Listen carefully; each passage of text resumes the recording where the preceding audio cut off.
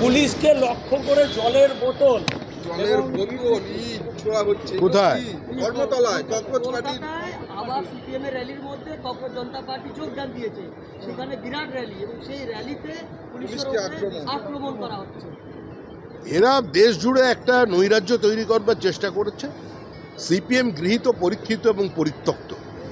ঘোলা জলে এভাবে মাছ ধরা যায় না, এটা সিপিএমের বোঝা উচিত। ও একটু বাচ্চাদের সঙ্গে লাফালাফি করে নিচ্ছে, ওটা করুক।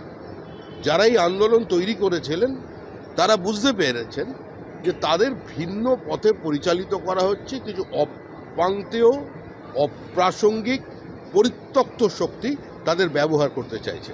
তারাও সচেতন, সেজন্য তারাও সরে এসেছে। নিঃসঙ্গ মমতা বন্দ্যোপাধ্যায় সোমবার দিল্লি যাচ্ছেন। মমতা বন্দ্যোপাধ্যায় নিঃসঙ্গতা দূর করবার দায়িত্ব তো বিজেপির নয়।